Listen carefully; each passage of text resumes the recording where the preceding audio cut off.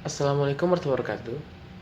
Perkenalkan, nama saya Dava Afiris Faska dari kelas IF4502 dengan NIM 130121315. Pada kesempatan ini, saya akan menjelaskan PPT yang telah saya buat berjudul Alam, Tempat Manusia Bernaung. Tanpa panjang lebar lagi, mari kita lanjut ke pendahuluannya. Pada dasarnya jagat raya ini adalah sebuah massa atau susunan unsur-unsur yang berada di dalam pembentangan, sehingga alam semesta dalam perspektif Al-Quran dapat dipahami sebagai pembentangan unsur-unsur yang saling mempunyai keterkaitan. Pada hakikatnya, alam semesta haruslah dipahami sebagai wujud dari keberadaan Allah Subhanahu wa Ta'ala. Sebab alam semesta dan seluruh isinya serta hukum-hukumnya tidak ada tanpa keberadaan Allah yang Maha Esa. Segala sesuatu termasuk langit dan bumi merupakan ciptaan Allah yang Maha Kuasa. Quran Surah Ibrahim ayat 11. Allah adalah pemilik mutlak dari alam semesta dan penguasa alam semesta serta pemeliharanya yang Maha Pengasih. Al-Baqarah ayat 1-3. Sebagai ciptaannya, alam semesta ini menyerah kepada kehendak Allah. Al-Imran ayat 83. Dan memuji Allah. Al-Hadid ayat 1. Al-Hasyr ayat 1, Asy-Syaff ayat 1. Lihat pula ayat Al-Isra ayat 44, An-Nur ayat 41.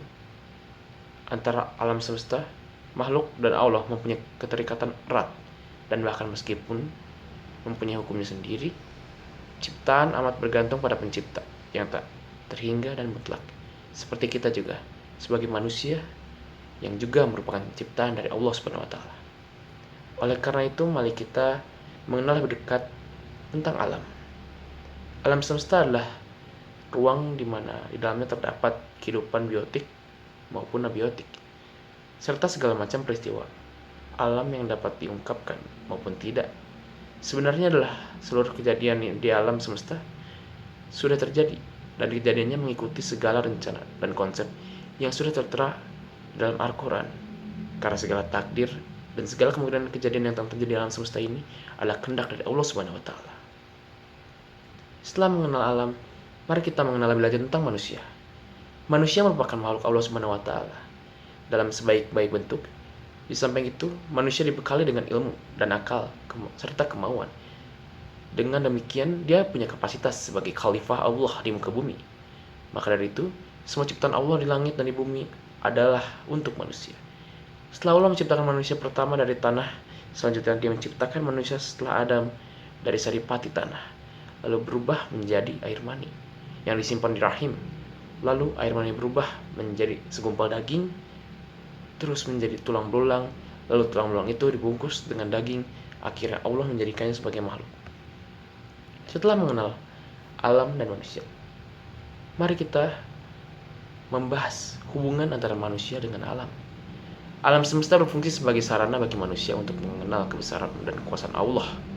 Karena pada dasarnya Allah memberikan tanda-tanda dan juga memberikan ayat-ayat, kandungan ayat-ayat ke dalam alam semesta itu tersebut.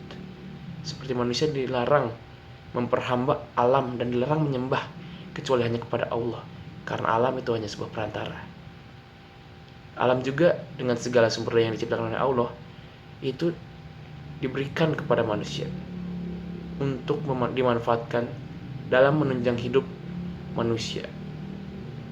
Karena pada dasarnya manusia tidak akan bisa hidup tanpa bantuan alam itu sendiri.